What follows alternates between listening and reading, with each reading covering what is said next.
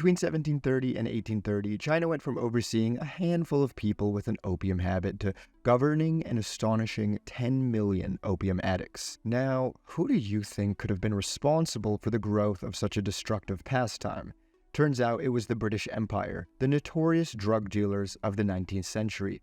As China's opium problem escalated, Chinese officials requested that Britain cease the harmful opium trade, but the British, well, they were a tad too invested in the whole affair and basically carried on as they wish. The British blatantly disregarded China's right to sovereignty, and this offense laid the groundwork for the Opium Wars, and with it, China's century of humiliation. Now, maybe you're wondering, why would Britain persist in selling this addictive drug in China? Why did China endure this for such an extended period? And what was so humiliating about this century of humiliation? Well, to answer that, I'd have to tell you quite an epic story.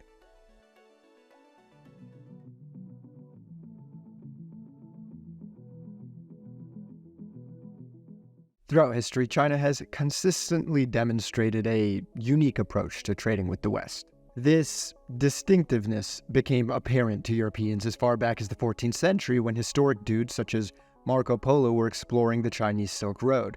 Since then, European-China trade relations have been notoriously one-sided, but the full economic implications of this were not clear to the Europeans until the crystallization of the Manila Galleon trade in 1565. This agreement formalized an arrangement in which China supplied the world with porcelain and silk, accepting only silver in return. Europeans sourced this silver primarily from the New World, an adventurous name for the Americas west of Europe.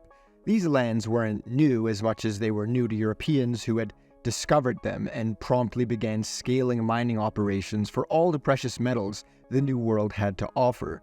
Almost 1/3 of all the silver mined in the New World was headed for China, highlighting a very stark reality.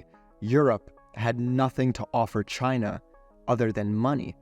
This theme would persist over the centuries as Europeans moved beyond silk to rely on China for spices, tea, porcelain, art, and even furniture.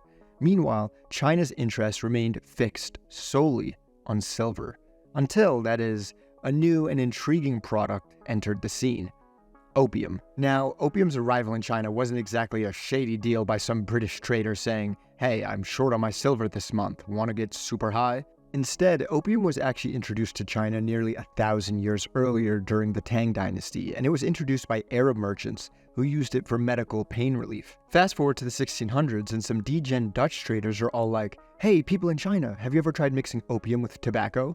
And that's when Madoc was born. The Chinese then replied, "Aren't you Dutch guys from the VOC? The villains of last week's epic economics episode? Something about an $8 trillion company?" To which the Dutch, a bit under the influence, responded, "Sorry, I couldn't quite catch that. Your accent is foreign, and I'm high on opium." Madoc was starting to really take off. It was prepared by blending opium from Java, Indonesia, with domestic Chinese herbs and then mixing it with tobacco before smoking it out of a bamboo pipe. The Ming Dynasty decided we should probably put a stop to this, but only banned tobacco, not Madoc, in 1640. While this technically curbed the consumption of Madoc, it indirectly increased the consumption of raw opium. But China was going through a civil war at the time, which really distracted it from the spread of opium consumption. The Qing Dynasty, who had just replaced the Ming Dynasty, hadn't even become aware of Madoc until 1683. The opium business was now spreading along southern China's coast, becoming more lucrative and providing a significant source of tax revenue for China. But some sweet tax revenue wasn't going to be enough to turn a blind eye to the damage that the increased consumption of opium was bringing to China. By 1720, Madoc was a hit, attracting not just the commoners but the good families of high society China as well. Smoking dens filled with nightly gatherings were soon considered as threatening as political conspiracies. Then, in 1729, China's emperor banned recreational smoking of Madoc, although medical use remained permitted. This selective prohibition allowed opium to continue as an authorized trade item. The consequences, however, were the emergence of an underground opium market, giving rise to a shadow or informal economy around the opium trade. An informal economy encompasses the portion of an economy neither taxed nor monitored by government authorities. While making up a substantial part of the economies in developing countries, informal economies present a challenge to regulate and tax. At the time, the Portuguese, Dutch, and British were all engaged in selling opium to China. The allure was undeniable. Opium was one of the few commodities aside from silver that the Chinese would actually buy. Even the newly formed United States, a mere decade old, seized the opportunity to profit from the world's largest drug deals. This brief and overlooked period of America's trade history actually laid the foundation for notable American families like the Forbes and Roosevelts to develop their wealth. The Americans flooded the Chinese markets with cheaper, lower quality opium from Turkey, creating two significant outcomes. Firstly, it intensified competition in the global opium market, and secondly, it lowered opium prices in China, thus increasing demand, accelerating the spread of opium, and enlarging the size of the entire market. Most of the opium was coming from Java off the coast of Indonesia, and following the Napoleonic Wars, the British took control of Java and became the primary opium traders in China. The British were hooked on Chinese tea and regularly exported vast amounts of silver to China.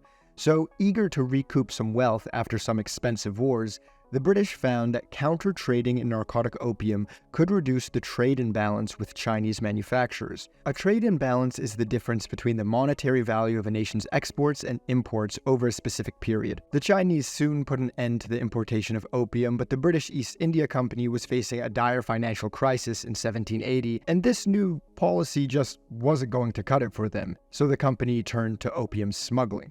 At first, only 15% of the English shipment found buyers within China, but in the decades to come, consumption surged. China's further crackdown of underground muddock dens led to an increase in raw opium use, worsening the nation's internal problems. This development spurred the British to reinforce their comparative trade advantage with China by investing in the creation of an opium monopoly. In economics, agents have a comparative advantage if they can produce a good at a lower relative opportunity cost. The British were now intent on revitalizing a faltering industry that they had inherited from the Mughal Empire, and thus the East India Company embarked on a mission to establish affordable poppy plantations across Asia, maintaining strict control over every aspect of the production process.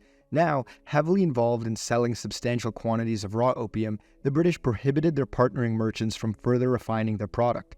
This restriction allowed them to monopolize the sale of refined opium and reap significant profits from various stages of the trade.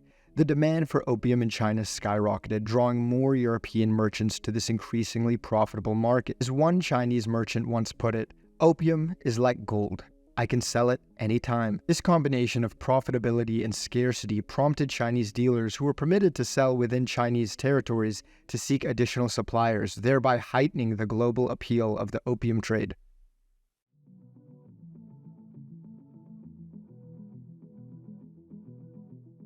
But what started off as a recreation for most soon became a punishing addiction.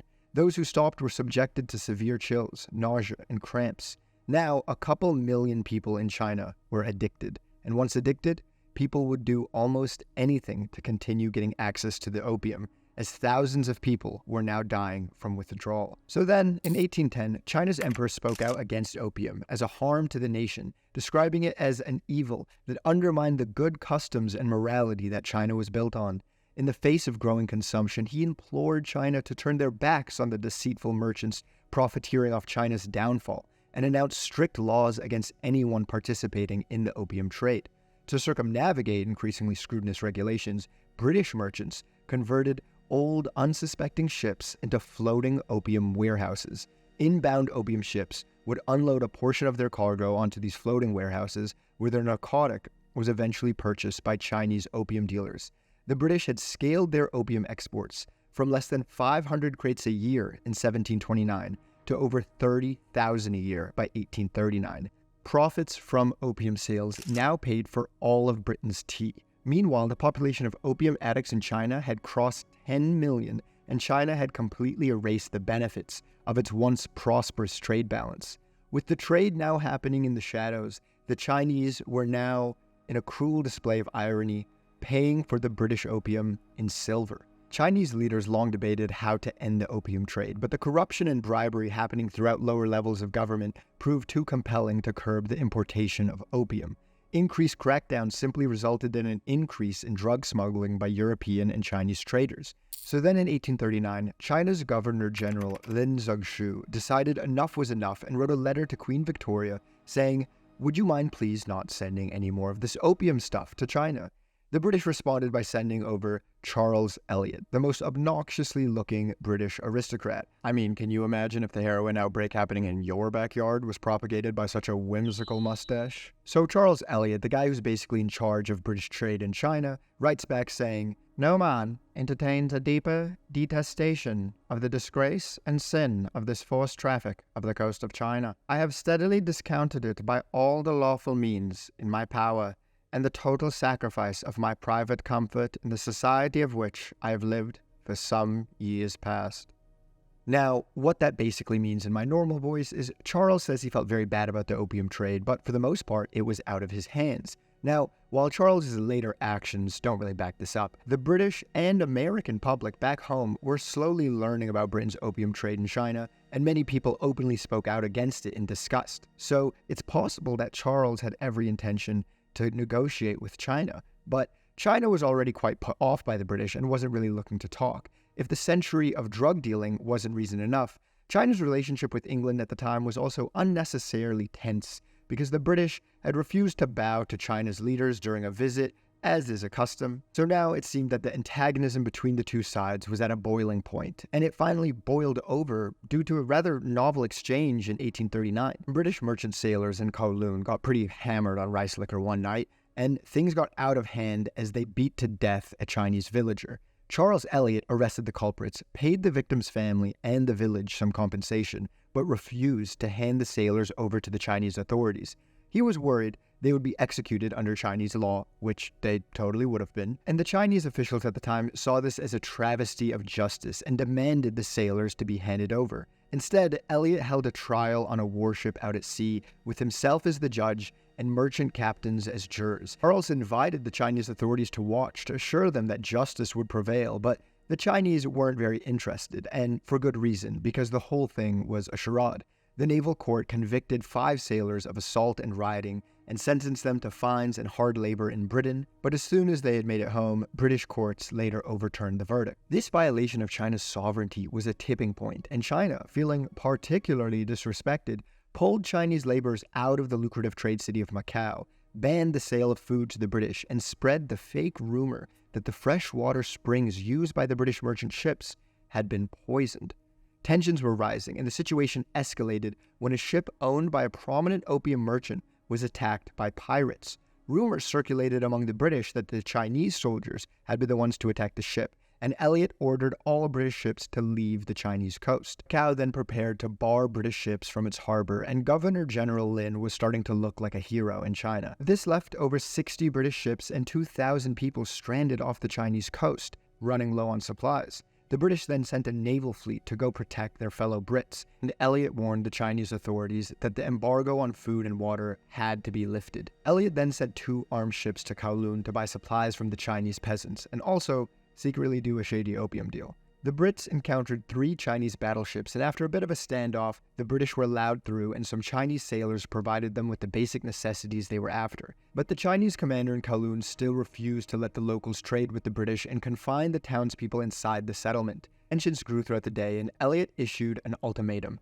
let the British buy supplies or face an attack. Eliot had given the Chinese a deadline of 3 p.m. that day, and after the deadline had passed, the British ships opened fire on the Chinese vessels. Chinese returned fire, and even gunmen on land began shooting at the British ships.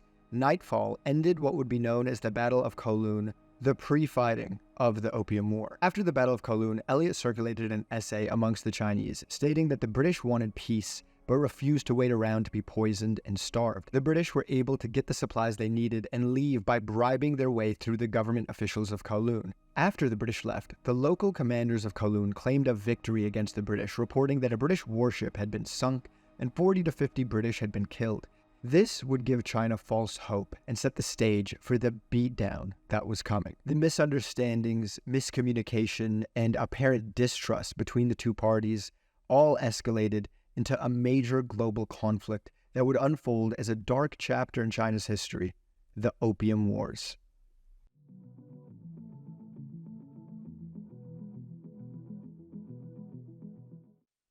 Nearly a year into the British and Chinese shooting one another, the British government decided that maybe all this fighting was unnecessary and a truce could be negotiated if reparations were paid in the spirit of righting this huge wrong. So the British government sent delegates to China to demand that China be the one to pay reparations to the British for the financial losses experienced by the opium traders. China, as you can imagine, was insulted and didn't even consider it.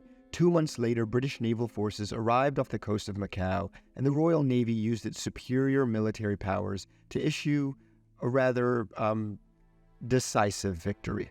China's admiral asked for a truce, and in the fear of further devastation, signed an agreement in 1841, making Hong Kong a British territory. But the British weren't done there. The British were demanding further compensation for the losses of the opium traders and also wanted an additional coastal territory thrown into the peace agreement so the British could invest in a new trading base. The Chinese refused, and days later proceeded to capture the Bogue forts guarding the entrance to the Pearl River, the lifeline of trade in China.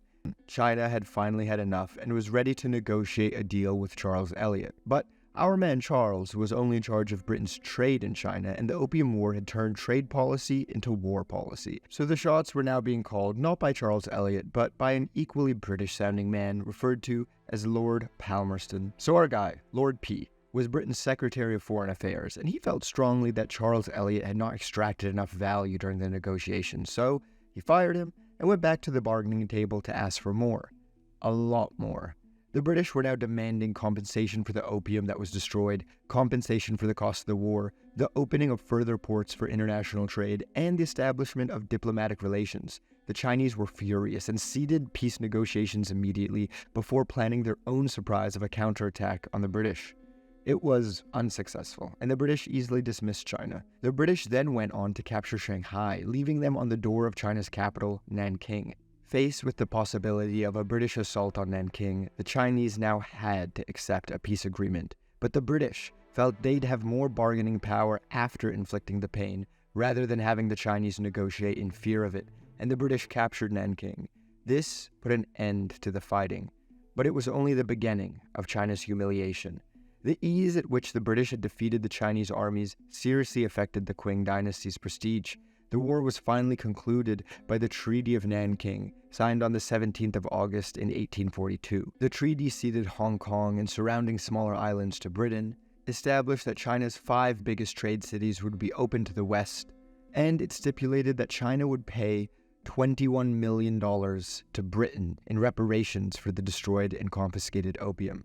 The following year, another treaty gave Britain the most favored nation status and added provisions for British externalities. In international law, externality is the state of being exempted from the jurisdictions of local law, usually as the result of diplomatic negotiations. And then the Brits were like, and France too, you're gonna be nice to France as well. And thus, other Western countries quickly started demanding and were granted similar privileges. They demanded the legalization of the opium trade, the opening of all of China to British merchants, the suppression of piracy, and even an English ambassador in Beijing. They also demanded that the English version of all treaties take precedent to the Chinese version, and when their demands weren't met, the British responded by bombing Canton and wreaking havoc. This gave rise to a Second Opium War, and like any good sequel, it had a cast of unnecessary but notable figures. The French, who were frustrated by China's restrictive trade policies towards Europe, had joined the action, and the British-French occupied Canton for nearly 4 years. Even the US and Russia offered military support in the West's bid to force open Chinese trade. The West's military proved overwhelming for China, and in the summer of 1858, the first significant part of the war ended with the signing of the Treaties of Nanking by Britain, France, Russia, and the US.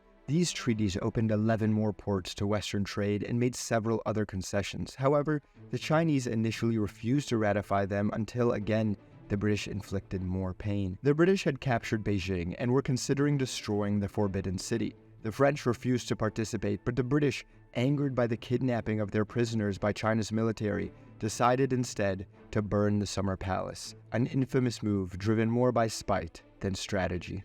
Our story ends with China, now coerced into trading with the West after relinquishing territory to foreign powers, and even being forced to establish laws that protected religious freedoms. The British even negotiated the ability to transport indentured Chinese laborers to the Americas. And perhaps what's saddest is the opium trade continued to operate. This period became known as China's century of humiliation, and though it's history, it has great implications for the China that we know today. In the years between the two world wars, the Opium War has been used as a propaganda tool, symbolizing Western conspiracies against China. And after learning everything we have today, perhaps they have good reason to.